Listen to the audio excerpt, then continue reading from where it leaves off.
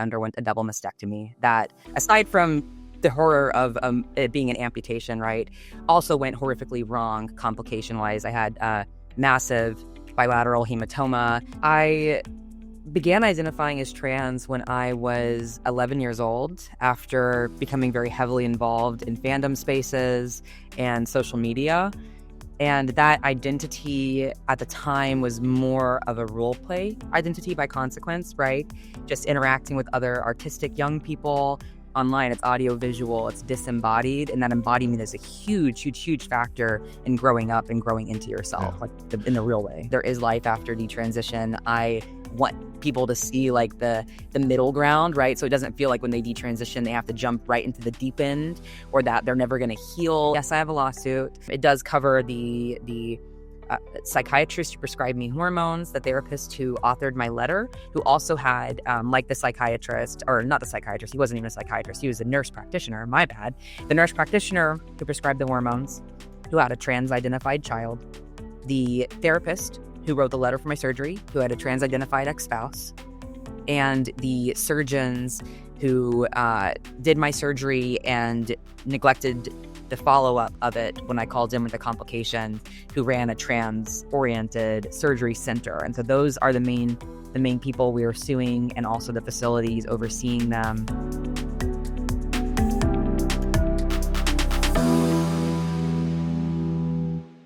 Okay, today we're with Soren Aldaco, who is a detransitioner, and as I have learned in our brief conversation before we started recording, a highly intelligent, intellectually stimulating person. So I think we're going to have a great talk today. Soren, maybe you could just start out by telling us a bit of the basics of your story and how you got here. Yeah, no, that's a great place to start, actually. I began identifying as trans when I was 11 years old after becoming very heavily involved in fandom spaces and social media. And that identity at the time was more of a role play identity by consequence, right? Just interacting with other artistic young people. But over time, I started to have it affirmed in my friend groups, in real life, and in other social groups that I would go to, like a summer camp in middle school, or even the adult, parents of my friends. So it became a little bit more concrete as I got older. And then at age 15, I met my biological father for the first time, and was also just really struggling to keep up with the transition to high school. And I fell out at basically everything. School became very hard. I ended up having a psychiatric episode that resulted in hospitalization. And while inpatient, no one really questioned whether the family dynamics were at play or my internet addiction was at play. In fact, the psychiatrist only really talked to me about the fact that my name was different on the door and my chest was flat-ish and I had short hair and, what is all of that about? And I, at the time, because it was very much maybe coming to be more concrete, but very much a fluid role play identity, I was set on, I'm not going to talk about this until I'm 18. I'm going to figure it out when I'm an adult. My parents, that's not going to fly with them. And, he pressed me further, asked me about that summer camp that I mentioned. And eventually, to get him to stop, I was like, yeah, you know what? I'm trans. He had floated the idea that maybe sometimes people don't identify with their bodies, maybe they identify with being a boy when they're a girl, and I just agreed. But I did tell him, don't tell my parents. It's not something I want to talk about right now. It's not something I want to work through right now. And then he did, anyways, which is a complex topic. We can talk about another time, parental disclosure, but that opened the floodgates because then, my mom, my stepdad were like, we thought she'd be gay, but not, we didn't think she'd be a boy, right? Like that's the last thing anybody tethered to reality in that way is going to think about. But they asked my dad and my stepmom, who had just come into my life, to kind of hold off, and they didn't. So they facilitated my social transition, and later parts of my medical transition. And at age 17, I started hormones after going to a support group with those parents. And the nurse practitioner I met there was the one who prescribed those hormones. He was going to the support group as a parent So his own child, an adult child, was transgender. And then at age 19, after COVID lockdown, I underwent a double mastectomy that, aside from the horror of it being an amputation, right, also went horrifically wrong complication wise. I had massive bilateral hematoma that the surgery center, the Crane Center, which is notorious even in trans activist circles, they gaslit me about. They told me nothing was wrong until I ended up, listening to my gut and going to the hospital and having my scars cut back open. So 6 months later, then I detransitioned, started to think about where the money was, what motivated these people to push me into having surgery and to really market surgery to me, and then be nowhere to be found in the aftermath of that surgery. So that's a little bit of the TLDR, right? And now I'm 23. So it's been about 3.5 years since I detransitioned now. When I hear your story, I'm just struck by all the signs of like complex trauma, all the other things that people could be talking about with you, and for some reason they just glom on to that. Yeah. It's an easy answer compared to having to unpack something that's Oh, complex, even when trans identity isn't involved. oh. I understand, but it's messed up, like super messed up, and definitely not the standard of care. Before we go into the deeper questions, can you just ground me in time and space geographically? Where were you, and what year, when you were 11 and you began identifying as trans, what year was that? Yeah. So I'm in Texas. I've been in Texas my entire life in the United States. My family's like on one side 7 generations deep here, and on the other 14 generations in the United States alone. So there's that factor, right? And then when it comes to the years, when I was 11, that was 2013 Oh, onward. right at the Yeah. start. Right at the Okay. start. Yeah, I was the only person in a lot of my circles. The only other trans people I met were online.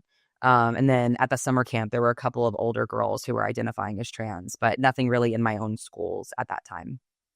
You probably hear this a lot, but you don't have a Texas accent, do you? It depends on where I'm at.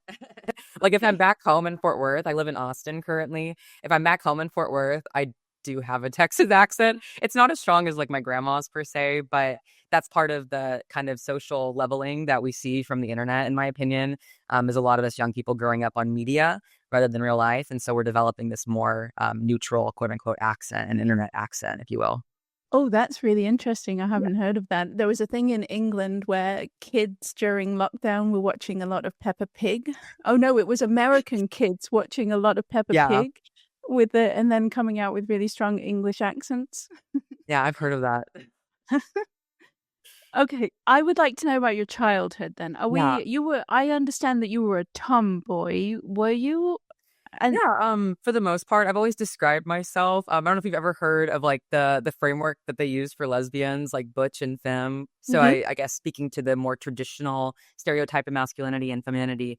And I've always described myself as butch. I am independent in most areas of my life. I'm independent in that one too. Just very much what calls to me. I wanted to be rough and tumble, but I also love the idea of being a rock star and the glam of that. And that's actually a space where there's not a lot of difference in the men and women, at least back, in the 70s, 80s, 90s. Rock stars were all kind of beautiful. But yeah, it was more of the play of it for me. It wasn't totally masculine, but I definitely wasn't a girly girl either. and did it cause you any distress?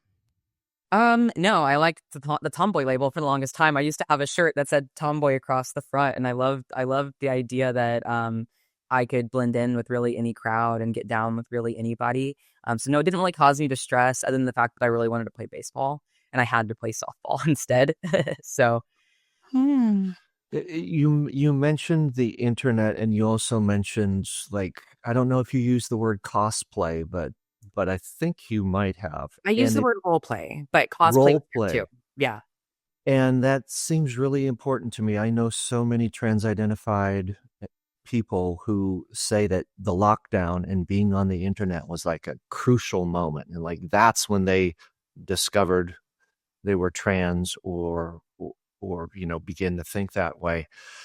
What do you think that the role is between that sort of being online, that kind of where there's like a pretend world that you can interact with, and not being in kind of the three-dimensional time and space that we actually occupy? Might be a complex question, but Yeah, no, but it's one I think about a lot, truly. yeah, I think about this a lot, actually. And the phrase that I've boiled it down to for the time being, before I do any of my more complex research in the future, is fantasy and reality, right? There's a time as we develop where we come to know that distinction. One of the most obvious examples that those of us interested in the trans phenomenon might be familiar with is sex constancy, right? In that like 7, 8, 9 year old age range, realizing like, oh my gosh, it's about our bodies and not about the way we dress. And I think online that line is blurred. There isn't a clear distinction between what is real and what is not real.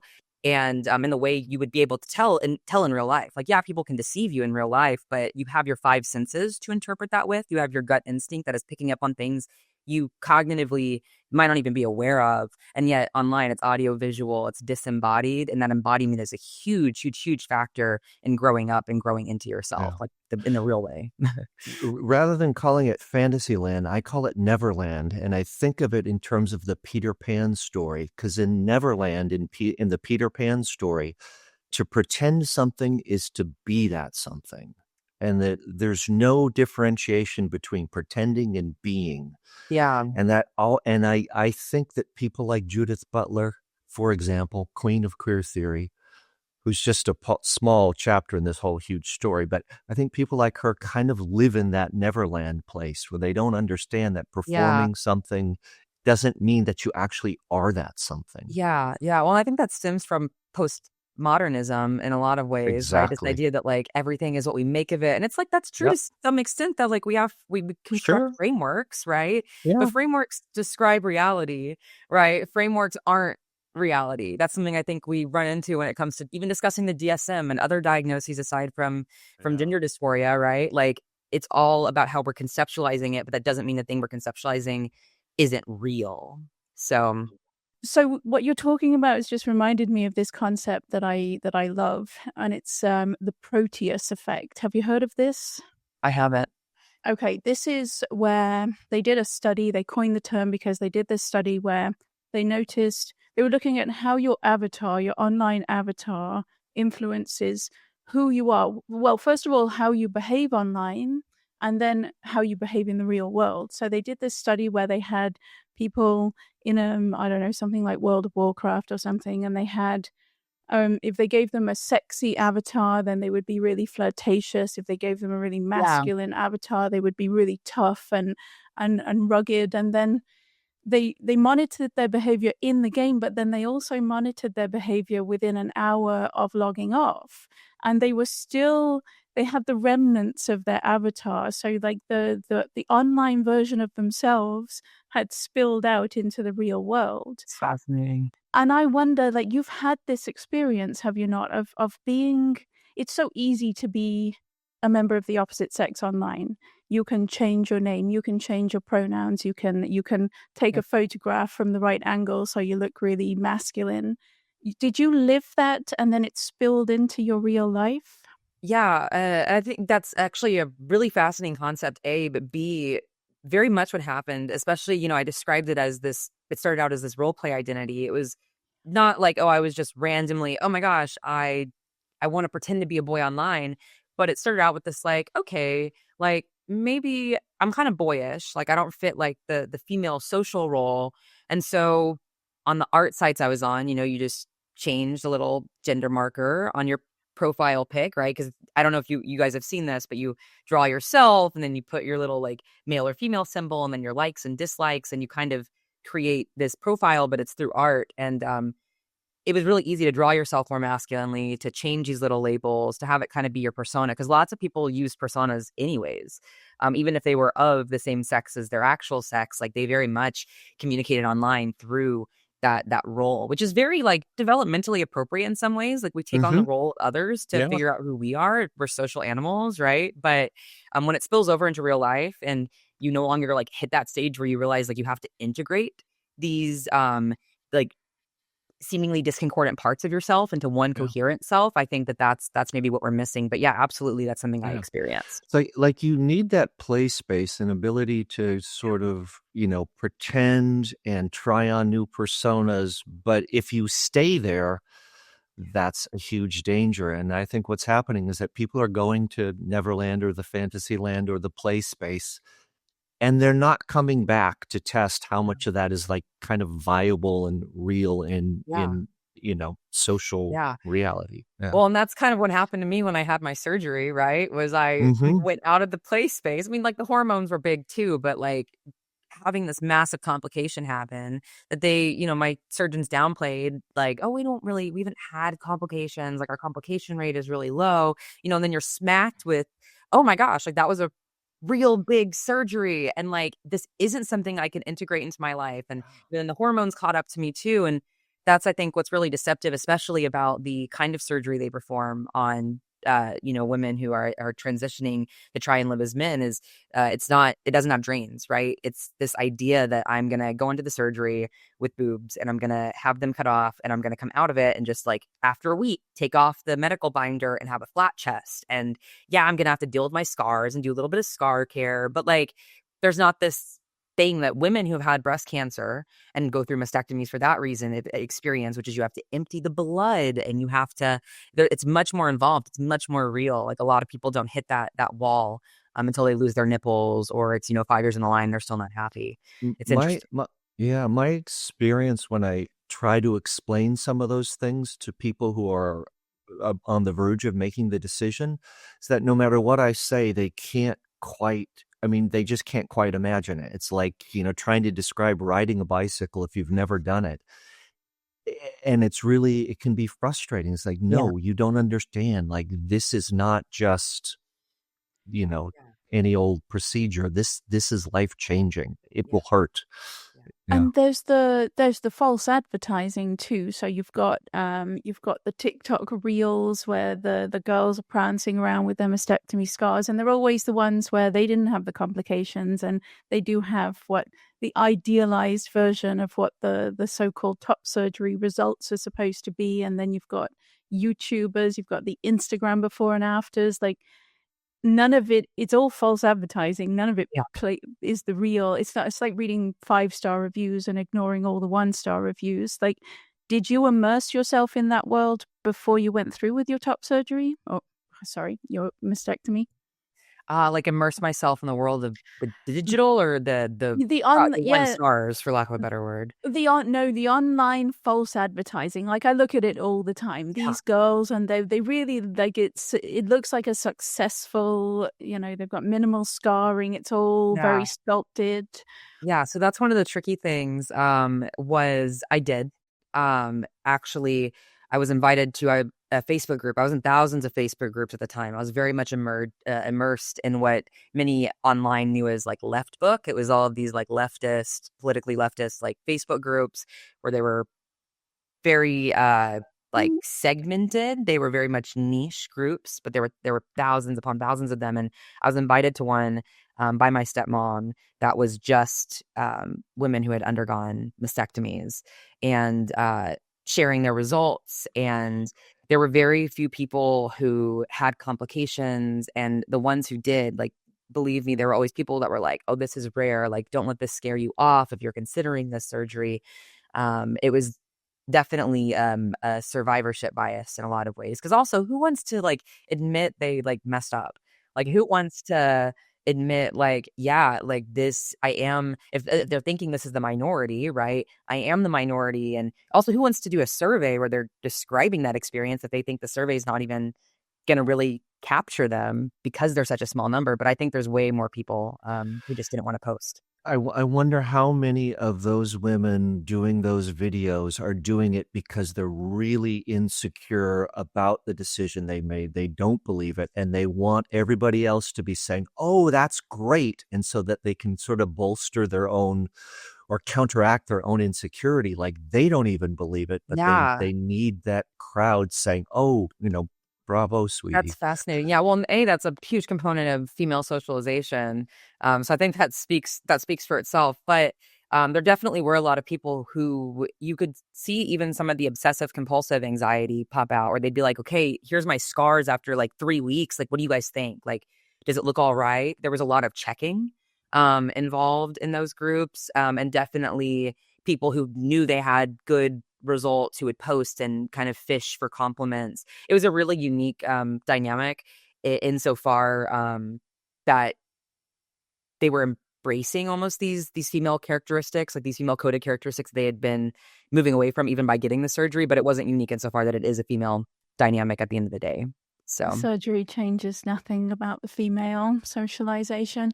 Can I just go back to this group, this Facebook group? Are you saying that your stepmom added you to a Facebook group of non-trans identified women who'd had mastectomies because of no, breast cancer or something? trans-identified women who were Okay, transitioned okay. I was like, as men. it's really Yeah, bad. no, yeah. Right, Sorry, got I it. wasn't clear about that. But yeah, No, it's me. female bodies having their breasts amputated. Right.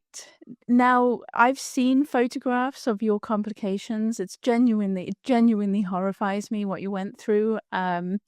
And there's something so chilling about the fact that you've got rainbow hair. You had rainbow hair when you had the surgery done, and you're smiling, even when you've got all of these hematomas and everything going on, and you know you're having major complications. You're still smiling, but what was really going on in your mind? How did you Yeah. put that smile on your face? So, well, as you guys might tell from just the brief time we've spoken during this episode, I'm a very smiley person. I definitely feel a lot of joy from connecting to experience, right? And that even means sometimes when bad experiences happen, I can kind of see the glass half full Okay. perspective on that thing. So at the time, yeah, it was absolutely horrific. I was glad to have a flat chest, which is what I had paid for, right? And I didn't have with the mastectomy. Some people I don't think realize this in the photos where I have the bandages over my nipples and I'm showing like the bad bruising before I go to the hospital. But like I had essentially breasts again, just filled with blood. You can see the curvature on the outline of my silhouette actually. But there was definitely an element of fear, but I've always been someone who, when I process my emotions, they can be a little bit delayed. And in tandem with my tendency to be a glass half full kind of person, um, I don't know that I really knew what I was feeling in that moment, Mm-hmm. other Yeah. than joy at the aspect of surviving, right? And also just trying to find something I could latch on to not fall into that pit of despair that so many others have and do. Ooh, yeah, because I've heard many a detransitioner say they're looking in the mirror and seeing the scars and everything was what jolted them straight into reality. It was all a big, fantasy and everything, and it was going to make life brilliant. And then the scars right after surgery, that's reality hits, and the regret, whether they admitted it or not, was present from that moment. Do you think there was any regret instantly then, or did it take more time? It took more time, especially because the way I handle like traumatic events is I just kind of put my head down and I survive. Like that's very much like when you think about my family history, like that's the people who were for unfortunately framing it this way, but like they were survivors, right? Like to have lasted this long in the United States through Jamestown, right? Where like such a significant part of the population died, and to be in Texas, right, which is not the easiest the easiest geographical location to live in, especially prior to air conditioning. I come from a long line of people who put their head down and dealt with it. That's how my family now does things. And so um, I was experiencing that, and then shortly after, my cat had some serious medical issues, and so I really didn't get to process it even until I moved out of my mom's house in January of 2022, and the surgery was in June of 2021. For context. So your medical transition, detransition rather, was about 6 months after your uh, uh, mastectomy, right? Yeah, yeah, yeah. I'm wondering about the relationship between the medical transition and the ideological transition. Like when you detransitioned medically, did you say, I don't believe in any of this stuff? Or was there like a time when you thought, well, I believe in this, but it just wasn't right for me? Yeah, Or, there was a small hiccup for sure. It wasn't simultaneous in full. Mhm. I had a lot of experiences at the end of 2021 that took me some time, as I mentioned earlier. My processing could be a little delayed to process. And so part of that was the medical complications. Part of that was moving out of my childhood home, which was a little chaotic. And part of that was dealing with the other complications I was experiencing. At the end of 2021, I was seeing several specialists. I don't even know that I could give you an accurate number, but we're talking like cardiologists, neurologists, rheumatologists for side effects related to my testosterone usage. Mm-hmm. And my primary care physician, the one who was prescribing me the testosterone, he was also just kind of sending me to everyone else. Like it was everyone else's problem. It wasn't the medication that he actually started me on. So he would send me to these other specialists, and then they'd be like, "What's up? Like, I don't really understand what's going on, but like, here is a medication for it," right? Because that's just kind of how the medical system is generally here in the United States. And then he would take those medications on and just put me on a maintenance dose and just keep me there. And so I was processing a lot of that. I was in and out of different appointments, sleep studies, stress tests, etc. Uh, and then eventually, when I decided to stop the testosterone, that came shortly after I went to see a gynecologist for vaginal atrophy, and he was very eager to give me a hysterectomy. I told him I wasn't ready for that. That I wanted my body to be able to produce natural hormones still, in case of whatever boogeyman was out there that I was thinking of at the time. But I wanted to be able to keep that for the time being. And he was like, "Well, there's surgeries where we can just remove the uterus and keep the ovaries." And I was like, "Yeah, but I don't really want that right now. Like, I need time to think about it." And it's him and another man, actually, a student. So two men in the room talking to me, really like almost excited to do the surgery on me, which is the opposite experience of a lot of women who have like other major thing going on with their reproductive system, right? Like PCOS. Like there's no solutions for them, but for me, it was this thing that they were really set on. But he ended up just sending me on my way with some estrogen cream for the atrophy, and that was like, I don't want to say an exact date, but like November, December-ish. And so Mm-hmm. I eventually just was kind of missing doses of the testosterone, and it was just something that I was like, what if I just stop it and see? Like, what if I just stop it and see? Because the complications are getting to be pretty bad. And I'd also started to have experiences with, I had an experience with a man who wasn't trans identified, but definitely had some trans ideation going on, and was telling me how lucky I was even to have complications, because at least that meant that I had surgery, right? And so putting those pieces together, along with my education background at the time, which was like anthropology and all of this, like being rooted in like what apes are, like they're sexed, they're animals, and we're apes. Yeah. All that kind of came to a head in January, February. So probably about a month divide between the two, but they were close, just not exact. Okay. Yeah.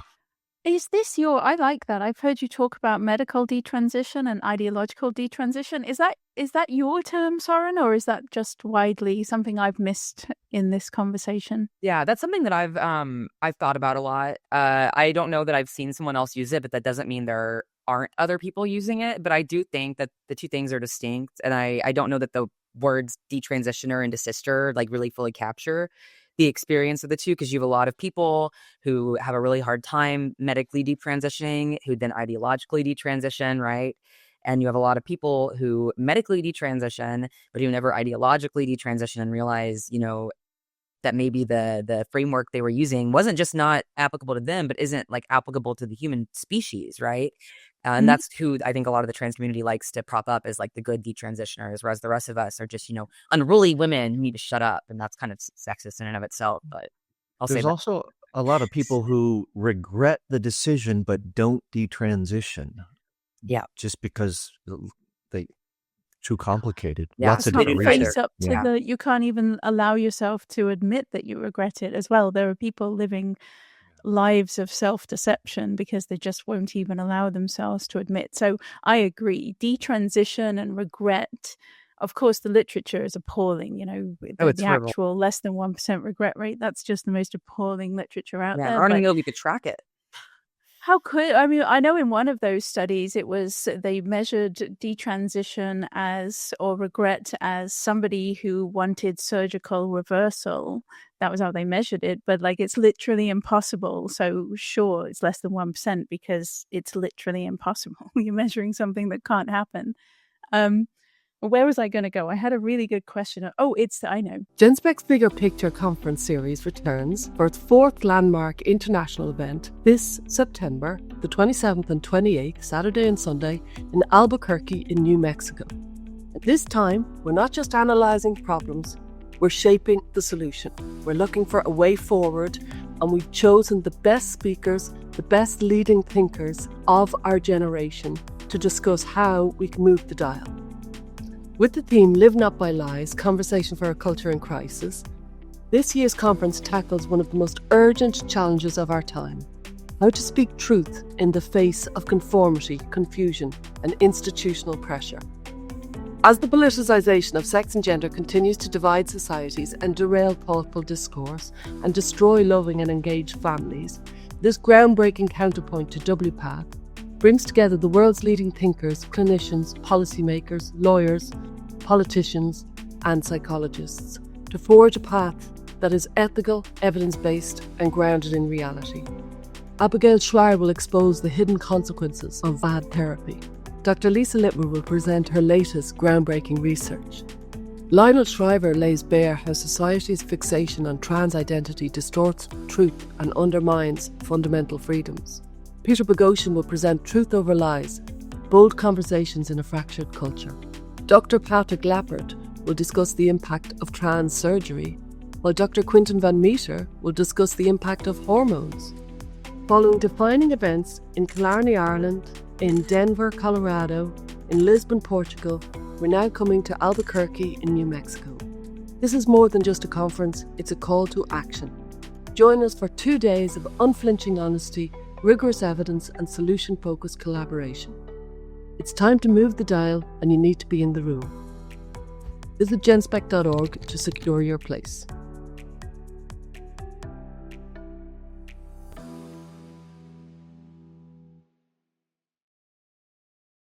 So everything you're describing, it blows my mind that you were in your early 20s. I think about what I was in my early 20s. I was just partying all the time and having a great Yeah. time and not thinking deeply about anything. That didn't hit me until much later. So Yeah. you went through something so enormous, and do you think it made you grow up much faster?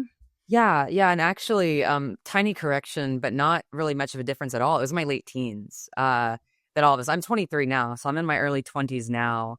But I did grow up really quick. Thanks to that, I was a caregiver also, growing up for my stepdad who was disabled. Had to do a lot of, looking after myself, not because my parents weren't trying, but because my stepdad was disabled and my mom was working to support the both of us. And my dad and my stepmom were nowhere to be found, even though I would later find out they lived 5 minutes away from me the entire time. Wow. Um, and so there was that aspect, definitely the social transition aspect. And then I also went through a pretty abusive relationship in my late teens and early 20s. And so that played a role, I think, in the skills I had to develop to survive and to understand my situation and to make sense of just a slew of things that are cruel, but just like facts of life, like they happen and you accept them and you learn from them and you move on. So.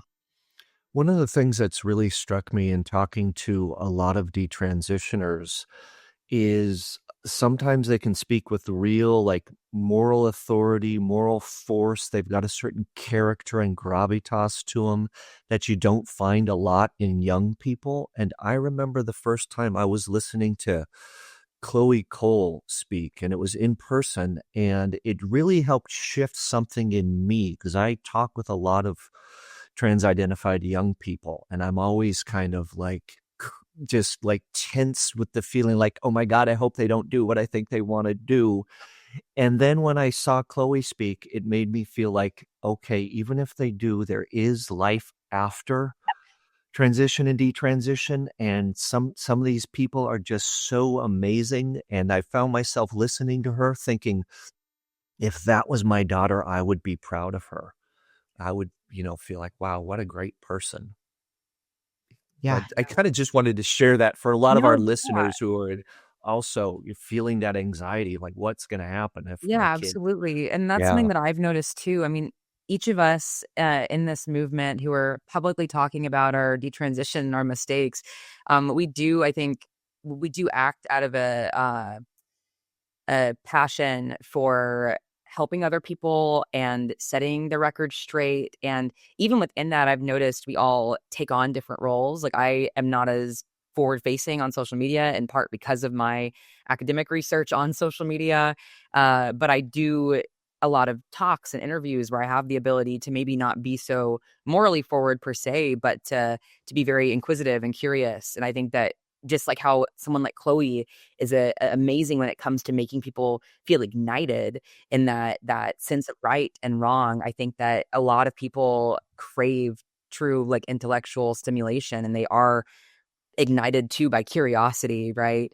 And that's what I really try to stand for and bridge build, because like you said, there is life after detransition. I want people to see like the middle ground, right? So it doesn't feel like when they detransition they have to jump right into the deep end, or that they're never going to heal. And like, yeah, the things that have happened to us are like mortifying and they're terrible, but like I consider like parts of my body having been mutilated like as an action. I don't consider them mutilated as an adjective, where like it's the quality of my body is destroyed and irreparable, because like a lot of bad things happen to good people in other ways, trans identity aside, and like they survive. And I want people to feel invited into the detransition movement and invited into creating a new framework for understanding our experiences. And so that's something I'm personally really passionate about. But I've totally seen what you described, and I agree. Yeah, beautiful. That is lovely. Somebody once put to me, because I talk a lot about the last time psychiatry unleashed something horrible upon the world, the multiple personality disorder epidemic. And I I was in a always Facebook saw. group for that.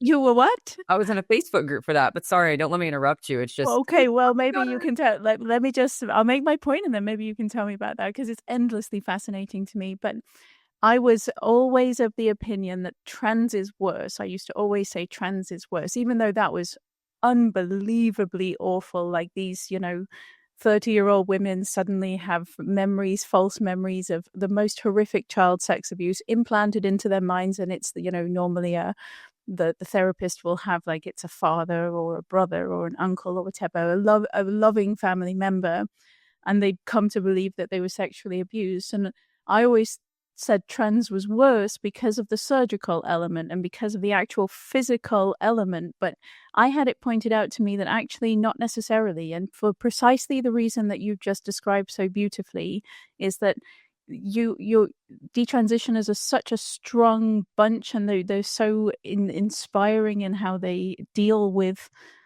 the what has been done to them, whereas these women in multiple personality, many of them still believe to this day that those memories were real, because you can't get those memories out of the mind, you can't overcome them. They're left wondering, is it real, is it not? And parents died with those accusations hanging over their heads. So I think what you've definitely made me think that maybe that's true, that yeah. not that it matters which was worse, they're both awful. Yeah, but the ideological aspect is definitely more insidious. And that goes back to what we were talking about there being this kind of distinct ideological detransition. And I think that in many ways, those of us who have the physical effects of transition from the medicalization, what might be impacting us the most, and I can only really speak for myself, but I venture I'm not the only one who feels this way, is the social and ideological impact, and how that's led us to interpret and maybe struggle to process the physical side of things, right? Because to have physical damage is one thing, but then to have had it come from abuse and gaslighting and all of this mental mishandling of us, especially those of us who are very young, who didn't have life experience behind us. It's definitely, I think, what some of us still grapple with, and what makes it so hard to let go and move on from some of the physical things. Not let go in the way we don't advocate, but to let go and have peace with, so we can advocate from a grounded place and not from a place where we're hurting ourselves further. Well, are you, do I have it right that you are involved in a lawsuit regarding all of this?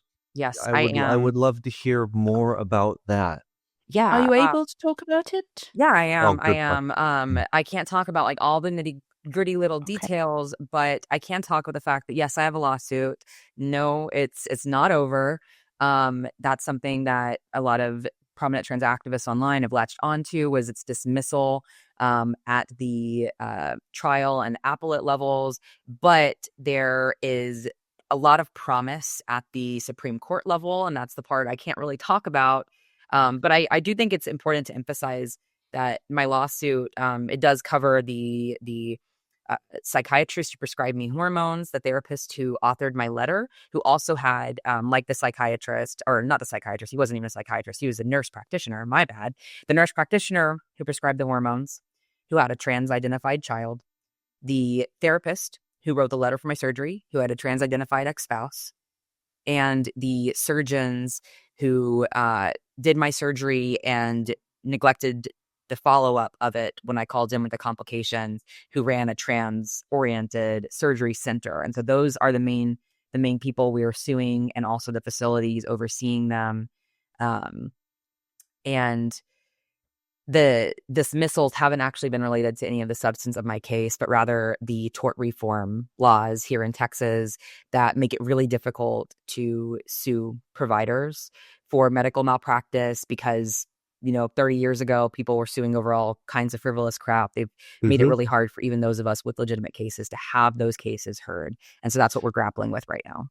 And all of these procedures, were they covered by insurance, or did you or your parents end up paying a lot of money for all of this to happen to you? So both. I paid for everything. I've been pretty financially independent since I was a teenager. I've worked since I was 14.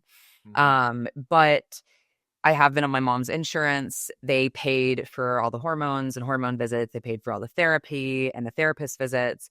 They also paid for the surgery. But one of the most insidious parts about the Crane Center is their marketing, right? This idea like, oh, we don't have very many complications that happen to our patients. And also like we can get you covered in network, even if you have an out of network insurance. And obviously they're not like saying, I promise, but the implication is there, especially for a vulnerable person. And they told me, if you go ahead and you self-pay $5,500, we will proceed with your surgery, get you scheduled, and we will fight to have your surgery covered in network. And they had this whole protocol for it that seemed very legitimate. And I went forward with that. My out-of-pocket max was like $4,500, and they ended up only refunding me like $400. So I paid more than per my insurance I was supposed to. And my insurance paid $21,000 just about on top of that.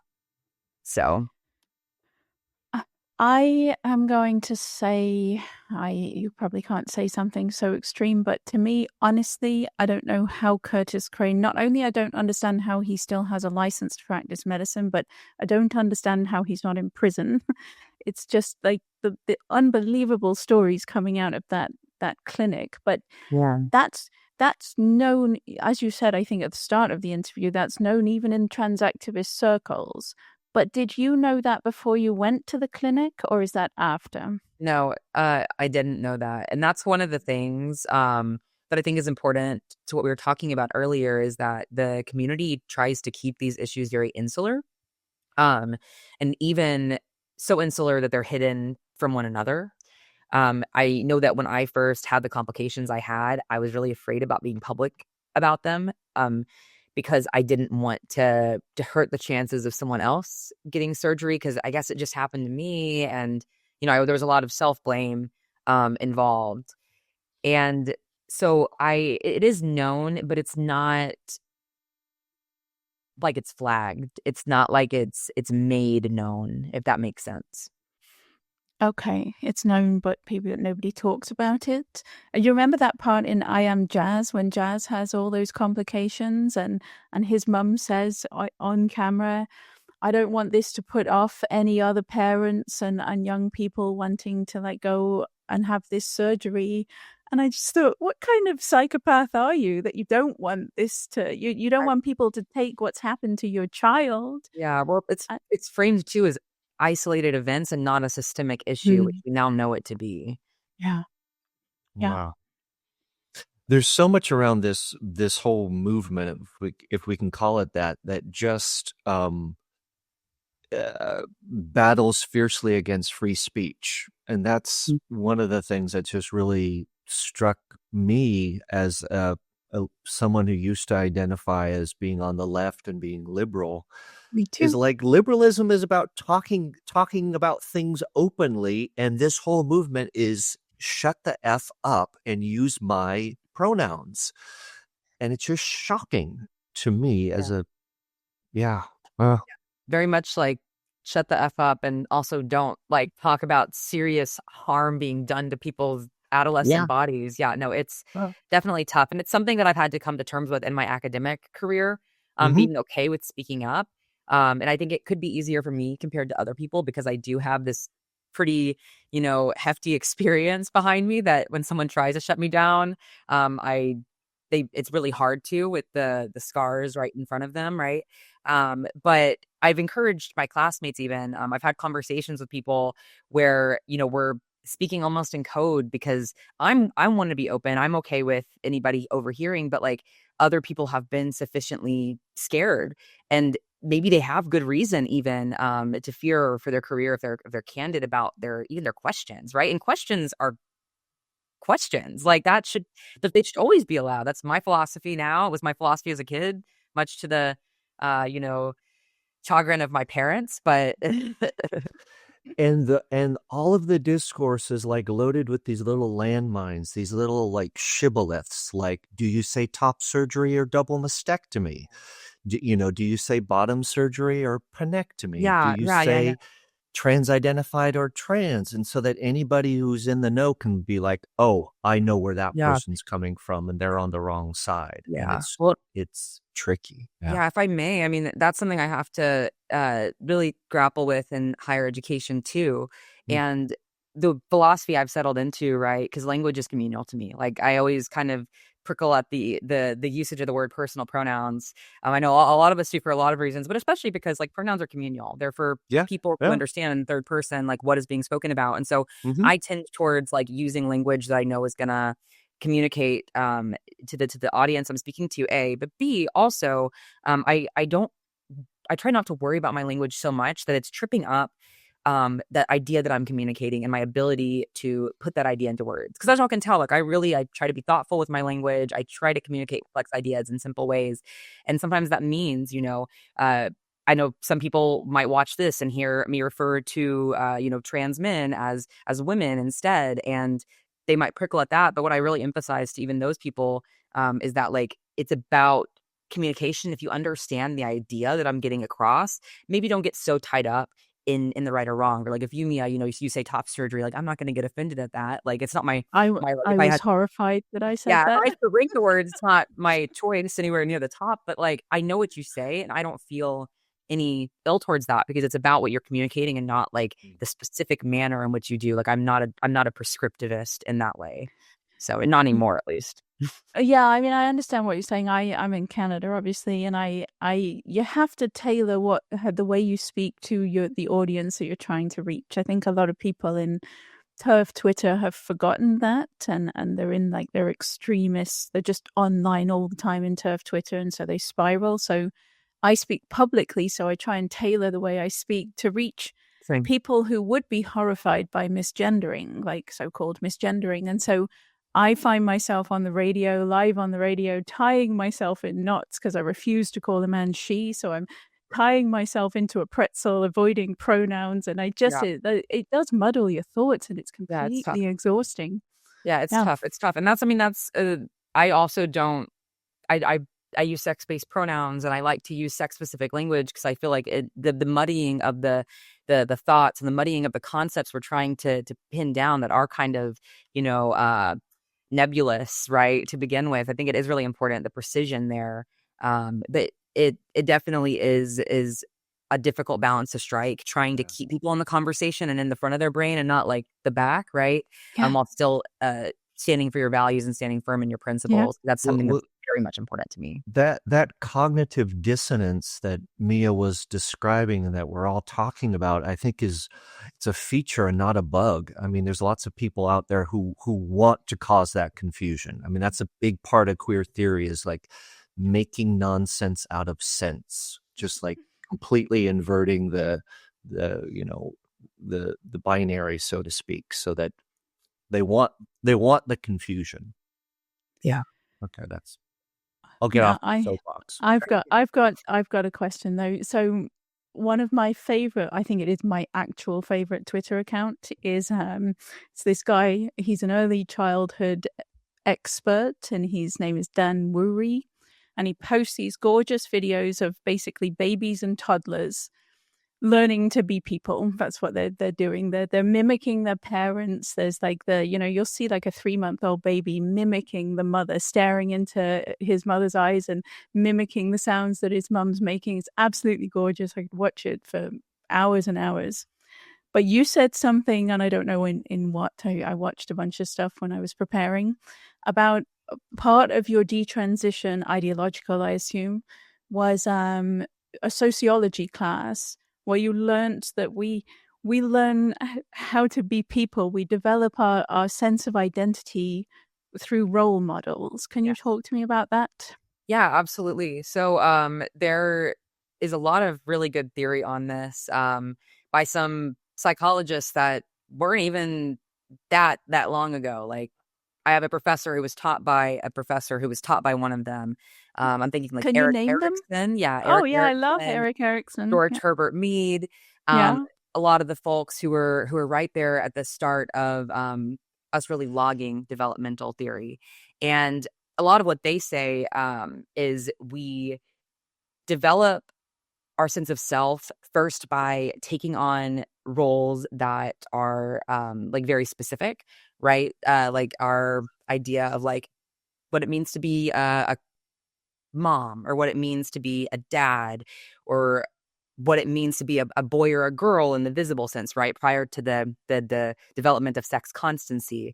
And over time, we start to work that into games where we are not just imagining who we are, but we're imagining who other people are in the context of us. So like if I'm a catcher in baseball, which I am, I'm thinking about what's my first baseman thinking, what's my pitcher thinking. It's really important, even as you grow past that stage, to think about in group context. But then over time, through those experiences and what we learn, we gain the ability to create kind of this generalized other, and figuring out what that generalized other expects from us. This kind of what does society maybe expect from us? And so that's an integral part of development. And that's more of a maybe a technical way of thinking about it. But just generally, like imagine being a kid and playing cops and robbers, or earlier when you were talking about the way people interact online through avatars, right? You know generally what it means to be this or that. And maybe over time you enjoy being this and you decide to grow up and be a cop, or you enjoy, the connection with other people. It's something I'm going through right now as a young person, is like, what kind of career do I want? What is my skill set? I've started this month to, when I am asked, what do I do? I'm like, well, I'm a public speaker, I'm a consultant, and I also play baseball and volunteer with disabled cats. And I've always struggled in the past when I was younger and still developing these concepts to pin my interest down to these one or two things. But it's really important that you have a framework for understanding yourself that comes through experience, embodied experience, and that process of development, and not just like I see and I grab and I incorporate in the disembodied way we're seeing online. It's like a marketplace of sorts. And so in your detransition, is it that you realized that it was the wrong role models had sent you down this path? Like, how did that tie into your detransition? Yeah, that's a great question, actually. So that's definitely part of it, right? Realizing that maybe I was listening to people who didn't truly have, who didn't truly know me to have my best interest in heart. But I think too, I started to realize what influences had been present in my life, just more broadly. And I thought about how I spend a lot of time at home with my stepdad, who I think that that's great that I got to have someone at least around. I know a lot of kids who just have nobody at home, period, but wasn't around my mom. And the truth of our sex is that we're socialized into it through the people, and this plays into the role models thing you were talking about before of our sex, right? Like what people are trying to capture with gender is the culture surrounding sex, Mhm. how labor and performance were situated around sex when we literally had to make our lives revolve around sex because we needed kids to run our farm or to carry on our legacy. It's very biologically, evolutionarily motivated. Yeah. But I was not really socialized into my sex very effectively in the way that maybe culture would consider to be effectively. My mom was not very present. My grandma was 15 when she had her. So you can kind of see this chain uh, being a little bit broken, right? When it comes to passing on culture. Hard to pass on culture when you're a teenager raising a baby. Hard to pass on culture when you're, making money to put food on the table for your home. So I thought about that. I thought about the people online that I was hanging out with who also identified as trans, especially in those early days. When I first I identified as trans and began identifying that way, I was e-dating, another young woman who was identifying as trans. And if you look at like her life, like she was going to an all-girls Catholic school and was also a tomboy and an artist. And her family was very strict about, you can't cut your hair and you have to wear skirts, and like feeling kind of shoehorned into that in the way that she had, like tried to bust out of it in the only way she knew how, through that framework of like traditional gender roles, right? And so just thinking about all these experiences and what I've learned from all the people in my life and all of the ways I really struggled to relate to other girls growing up and how I didn't form those close friendships that other girls might have. And just, I guess, realizing the way I was socialized led me to where I was at. And it doesn't mean there's not a biological basis, because the biological basis is I'm female. That's my sex. Like, that's a fact. Like how I'm 5'4" now and my eye color is gray and my hair is brown. Like, it's a fact about me. It's a more, impactful fact than those things. Like, it does affect how my body functions. And that's an understanding I've come to in the years since my detransition. I didn't understand that at first, but really learning that the socialization was what was maybe missed there, and that it wasn't me that was wrong, but rather how I learned to fit myself in society and how I learned to internalize that generalized other and the judgments of other people, because I wasn't a very good read of even that because of the socialization component. So it's definitely super interesting, and it's related to a lot of other things, like maybe the spike in autism diagnoses and the other behaviors people are having related to social fittingness. And so that's a conversation for another day, but that was the general process. It's a great question. I just have one more, thank you, and I'll let you ask something, Brett. But I just have one more related. So I'm always, and this is probably going to be part of my talk in Albuquerque, so you can help me. You can help me write it. I'm looking for how we not so much how we find our way out of this, but how we prevent something like this from happening again. Wow. And so I've got my own personal study, scientific study going on in my household. It's an N of 3 and it's my 3 children. And I expose them to all of these ideas, the concept of exactly what you're saying, role models, how we learn to be humans. I show them this Twitter account that I love, and I tell them about social contagion and everything. So they're growing up with a knowledge. They see social contagion happening and they see all of this happening amongst their peers, and they pick up on it without me having to tell them. Yeah. And so when you said that about your sociology class, which I assume was university, was it university? University, yes. My undergraduate studies. Do you think you could have handled, do you think we should be teaching this kind of stuff in high school, which is lacking completely? Yeah. So I guess my answer to that would be complex. I absolutely think we should be teaching it, right? That's how I've approached. I have a 13-year-old cousin who, because of my unique family situation, I have a lot of the hard conversations with her about puberty, about coming of age, about what it means to be a young person. I've done exactly what you've done, where I've kind of explained, like, here's where you are in the grand scheme of human development. Inoculating, I guess, is a word I've heard used before. Where you're getting to the frameworks before the world can get to the frameworks, right? So we absolutely should be teaching and having young people learn about these things. I would have to think about it more on whether or not school, I feel like, could be the appropriate venue. I think introducing the broader concepts, right? For sure. Like introducing Erik Erikson, introducing George Herbert Mead.